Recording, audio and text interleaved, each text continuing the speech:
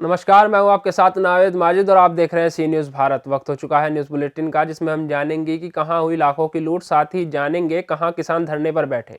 इन सभी खबरों पर चर्चा करेंगे विस्तार से। फतेहपुर जिले के खागा नगर पंचायत के नई बाजार के भरतलाल केसरवानी पुत्र स्वर्गीय उमाशंकर के घर लाखों की लूट हो गई है। बता दें कि भरतलाल केसरवानी के चचेरे भाई की बारात 22 जनवरी को चालकौ शाम भी गई थी, जिसमें 5:30 बजे सभी लोग बारात चले गए और महिलाएं चाचा के घर में थीं, जो आजकल सभी लोगों में आर्टिफिशियल गहने पहने हुई थी और ओरिजिनल घर में सुरक्षित रख के गई थी। लेकिन ये सब किसको पता था कि वो लोग घर में 10:30 बजे रात में जब वापस आए तो घर का ताला टूटा मिला, जिसमें एक भाई मदन लाल नीचे अंदर कमरे में था। उसे खटपट की आवाज़ सुनाई दी और धीरे से खिड़की से देखा कि बाहर 3 लोग असलहा लिए खड़े और 4 से 5 लोगों के ऊपर अनुमान लगाया जा रहा है कि ये लोग रहे होंगे। मदन लाल केसरवानी विकलांग था, जो बहुत ही बुरी तरीके से डर गया था। मोबाइल फ़ोन होने के बावजूद फ़ोन करने की हिम्मत नहीं हुई। इस तरह से 2.5-3 घंटे चोरों ने खूब लूट की घटना को अंजाम दिया और 2 से 2.5 लाख की नगद राशि समेत जेवरात भी लेकर चोर फरार हो गए। फिलहाल इस पूरे मामले में अग्रिम कार्रवाई करने में अब पुलिस जुटी हुई है। साहब, आपका क्या नाम है? मदन केसरवानी। मदन केसरवानी। ये कौन सी जगह है? नई बाजार खागा। ये क्या मामला है? देख रहे हैं भीड़ लगी है। यहाँ डकैती पड़ गई। डकैती पड़ गई, पूरे घर में चोरी हो गई, दरवाजा तोड़ के। ये कब की घटना है? कल रात की। कल रात की। ये जो बीती रात है कि इसके पहले वाली? नहीं, बीती रात। बीती रात। घर पे कौन कौन थे? हम अकेले थे घर पे।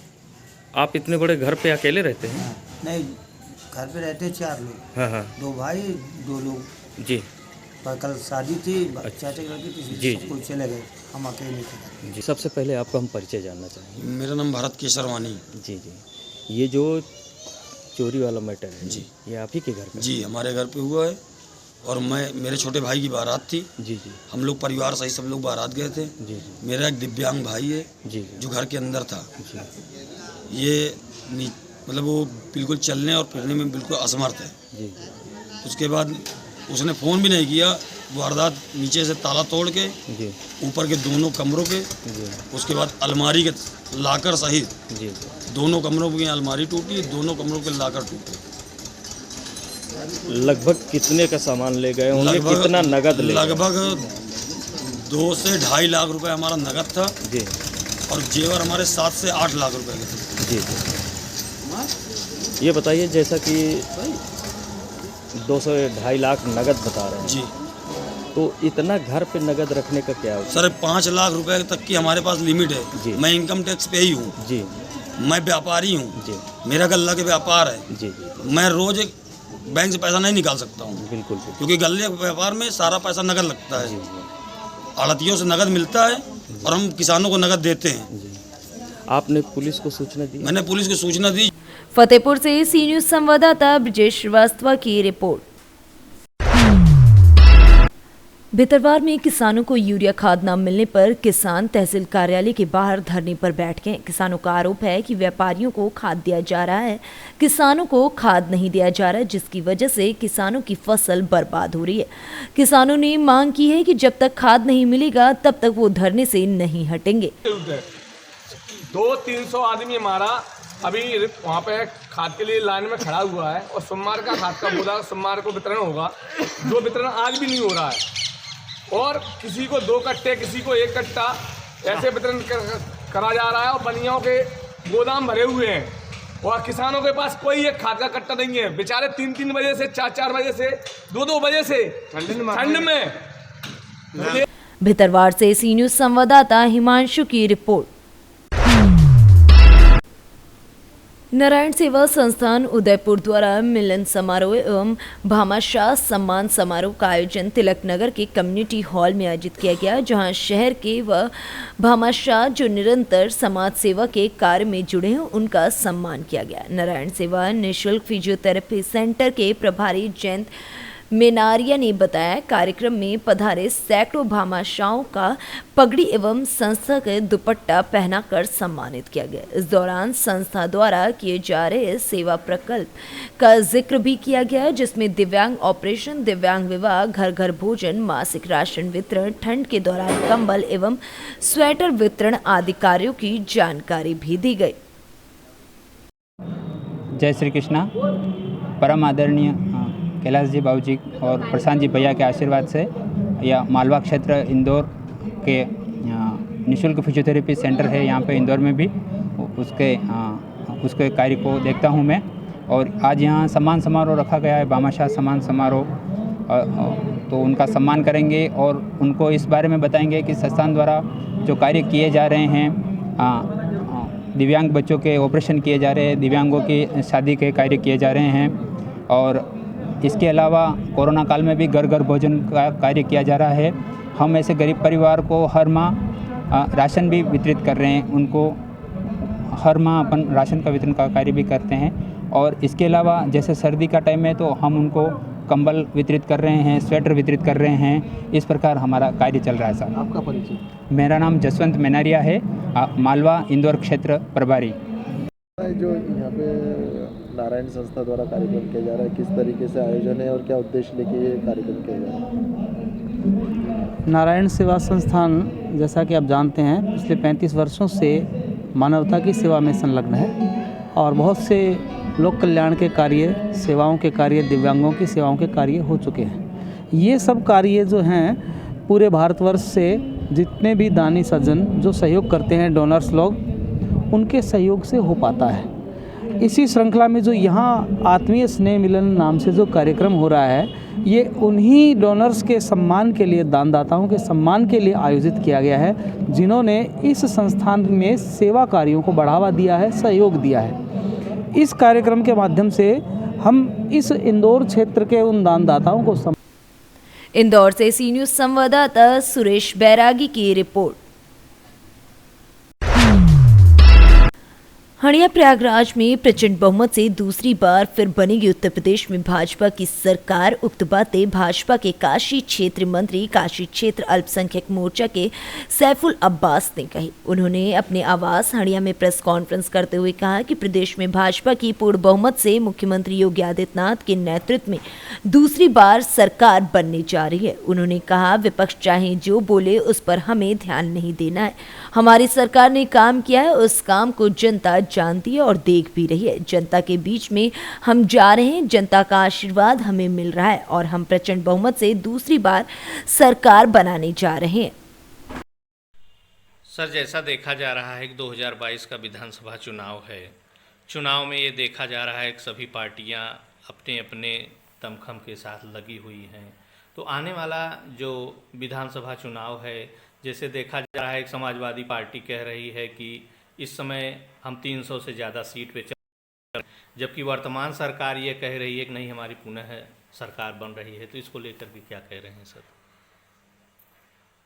हम तो कह रहे हैं कि हम 350 प्लस सीट पा रहे हैं।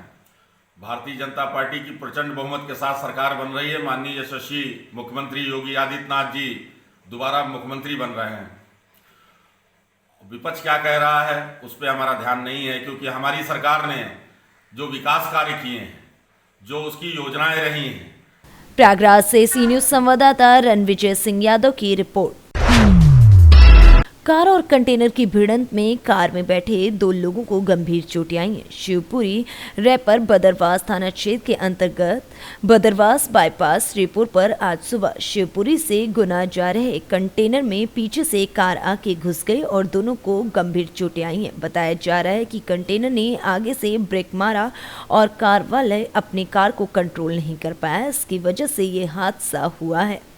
कंटेनर कहाँ से कहाँ जा रहा था? कंटेनर भी शिवपुरी से गुना तरफ जा रहा था, पीछे से एक्सीडेंट हुआ है, एकदम रुकने से गाड़ी उसमें अंदर चली गई। अच्छा, इसमें गलती किसकी मानते हैं? गलती ट्रक ड्राइवर की है, जिसने एकदम से रोक देने से ब्रेक मारा और एकदम से गाड़ी उसमें घुस गई। बदरवास से सी न्यूज़ संवाददाता शिवम की रिपोर्ट।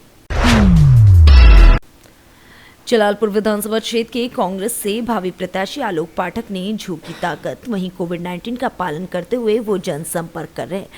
उनको लोगों का भरपूर समर्थन मिल रहा है। उन्होंने कहा कि यहाँ का जो भी विकास कार्य हुआ है वो कांग्रेस की देन है। मुझे टिकट भी मिलेगा और विधायक भी बनूंगा। यहाँ पर हर बच्चा विधायक होगा। उन्होंने बताया कि प्रियंका गांधी के नेतृत्व में उत्तर प्रदेश में कांग्रेस की सरकार बनेगी। हर किसान के विकास के लिए कांग्रेस सरकार वचनबद्ध है। नौजवानों को रोजगार मिलेगा जो कांग्रेस के मैनिफेस्टो में है। अगर जलालपुर की बात करें तो जलालपुर तहसील और पुल कांग्रेस की सरकार में ही बनी है, नहीं तो लोगों को अकबरपुर जाना पड़ता था। सर, इस समय विधानसभा चुनाव का बहुत तेज़ी से चल रहा है। इस समय अपने यहाँ 2022 का, और आप यहाँ कांग्रेस के बहुत सक्रिय नेता रहे हैं, बहुत पुराने ज़माने से भी। तो क्या लगता है सर, आपको टिकट मिलेगा और बढ़िया से? टिकट पूरी संभावना है मिलेगा जी, और यहाँ से चुनाव भी जीतूंगा और कांग्रेस की सरकार भी बनेगी। प्रियंका जी के नेतृत्व में यहाँ की कांग्रेस की सरकार भी बनेगी। कहीं न कहीं सर यहाँ विधानसभा जो जलालपुर है सर, यहाँ विकास के मामले में बहुत पीछे रहा है और हमेशा जो भी विधायक रहे हैं जलालपुर के उस साइड के ही रहे हैं। अभी पहली बार विधायक सुभाष राय जी यहाँ पे हुए थे, लेकिन कोरोना काल में कोई विकास कार्य उस तरह से उतना बढ़िया नहीं हो पाया था। आप अगर यहाँ से विधायक चुने जाते हैं तो फिर क्या विकास कार्य है, क्या मुद्दा रहेगा आपका? पहली बात तो यहाँ की बात छोड़ दीजिए, पूरे प्रदेश का विकास नहीं। आज 32 साल से उत्तर प्रदेश बेहाल है, कंगाल है, लाचार है, भुखमरी का शिकार है। हर तरफ समस्या ही समस्या है। और जहाँ तक रह गई जलालपुर की बात, तो जलालपुर में जो भी विकास हुए हैं कांग्रेस के नेतृत्व में हुए। अंबेडकर नगर से सी न्यूज़ संवाददाता इसरार अहमद की रिपोर्ट। आपको बता दें कि आने वाले विधानसभा चुनाव का बिगुल बज चुका है, जिसको लेकर सभी राजनीतिक दल तैयारियों में जुट गए हैं। एवं बदायूं जनपद में दूसरे चरण यानी कि 14 फरवरी को मतदान होना है। इसको लेकर नामांकन प्रक्रिया चल रही है। आज बदायूं कलेक्ट्रेट पहुंचकर सहसावन 113 विधानसभा क्षेत्र से समाजवादी पार्टी के प्रत्याशी ब्रजेश यादव ने अपना नामांकन कराया है। बदायूं से सी न्यूज़ संवाददाता योगेंद्र सिंह की रिपोर्ट। जेवियर भुवनेश्वर से आए छात्र छात्राओं द्वारा fundamental action and research foundation के समक्ष ग्रामीण विकास से जुड़े 2 पहलुओं का प्रस्तुतिकरण दिया गया। फाइनल पूर्ण रिपोर्ट कुछ दिनों बाद सबमिट की जाएगी। कल सभी छात्रों का भदोही में 45 दिनों का अंतिम दिन था। इस मौके पर fundamental action and research foundation की तरफ से डॉक्टर बद्री नारायण, प्रशांत मिश्रा, रश्मि पांडे, आनंद पांडे, ऋषिराज मिश्रा, प्रदीप मिश्रा, उत्तम, सुशील आदि लोग मौजूद रहे। कार्यक्रम का समापन छात्रों को ऋषिराज के द्वारा सर्टिफिकेट वितरण करके साथ किया गया। भदोही से सी न्यूज़ संवाददाता नितेश उपाध्याय की रिपोर्ट।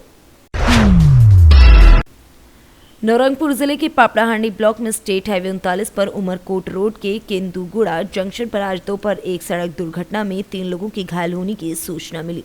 सभी को पापड़ाहांडी समूह स्वास्थ्य केंद्र में भर्ती कराया गया। जानकारी के अनुसार उमरकोट सुनाबेड़ा से कार में सवार 6 लोग नौरंगपुर क्रिश्चियन मेडिकल से आ रहे थे कि अपना संतुलन खो बैठे और एक पेड़ से जाकर कार टकरा गई। हादसे में वाहन का चालक विजय भुइयां के साथ अन्य लोग भी गंभीर रूप से घायल हो गए हैं। उड़ीसा से सी न्यूज़ संवाददाता मोहम्मद गुफरान की रिपोर्ट। खबर इंदौर से है, जहां एबी रोड बाईपास पर स्थित जसपाल ढाबे पर डकैती डालने की योजना बनाते वक्त 5 बदमाशों को पुलिस ने गिरफ्तार कर लिया है। पुलिस ने तेजाजी नगर से ये गिरफ्तारी की है। आरोपियों से घटना में प्रयुक्त एक खटके वाला चाकू, छुरा समेत अन्य चीजें भी पुलिस द्वारा बरामद कर लिया गया है। वहीं 5 मोबाइल और एक ऑटो रिक्शा भी पुलिस द्वारा जब्त किया गया है। ये जो डकैती की योजना करते हुए पकड़ा है 5 आरोपी, इनके बारे में क्या बताएंगे आप? ये 22 तारीख को सूचना मिली थी कि ऐसे ऑटो रिक्शे में बिना नंबर का ऑटो रिक्शा था। हाँ सर। उसमें 3-4-5 आदमी बैठ के और ढाबा लूटने की बातचीत करते हुए किसी ने सुना था। मुखबिर के बताने पर हमने हमारे वरिष्ठ अधिकारियों को बता करके और टीम बना के उनको घेराबंदी करके पकड़ा। जी सर। और उनसे पूछताछ करी तो उसमें एक गुना का था आरोपी। इंदौर से कैमरामैन पूजा हिरवे के साथ संतोष मालवीय की रिपोर्ट। ब्लॉक पट्टी ग्राम असुड़ी में पूर्व प्रधान रामराज यादव के आकस्मिक निधन की सूचना पर जनसत्ता दल लोकतांत्रिक युवा प्रकोष्ठ के जिला अध्यक्ष दिनेश तिवारी ने उनके घर पहुंचकर शोक संवेदना जताई है। जिला अध्यक्ष दिनेश तिवारी ने घर पहुंचकर शोक संवेदना व्यक्त करते हुए कहा कि ये घटना अत्यंत दुखद है। हम गहरा दुख एवं संवेदना प्रकट करते हैं और भगवान से प्रार्थना करते हैं कि भगवान उनकी आत्मा को शांति प्रदान करे तथा परिवार को इस अपार दुख की घड़ी में साहस एवं धैर्य प्रदान करे। इस दौरान विधानसभा उप सचिव प्रदीप पटेल, ब्लॉक पट्टी के उप सचिव सत्य प्रकाश पटेल एवं राम सजीवन तिवारी आदि लोग मौजूद रहे। प्रतापगढ़ से सी न्यूज संवाददाता बिंदु वर्मा की रिपोर्ट। कोलारास के बदरवास में शिवपुरी पत्रकार अजय राज सक्सेना पर 420 और SC/ST एक्ट के तहत मुकदमा दर्ज होने पर बदरवास के सभी पत्रकारों ने तहसीलदार को मध्य प्रदेश मुख्यमंत्री शिवराज सिंह चौहान के नाम ज्ञापन दिया। अजय राज सक्सेना पर झूठा FIR लिखवाने की बात कही गई है और कहा गया है कि इसे जल्द से जल्द वापस लिया जाए। बदरवास से सी न्यूज संवाददाता शिवम की रिपोर्ट। फिलहाल के लिए इस न्यूज़ बुलेटिन में इतना ही। देश और दुनिया की तमाम खबरों के लिए देखते रहिए सी न्यूज़ भारत।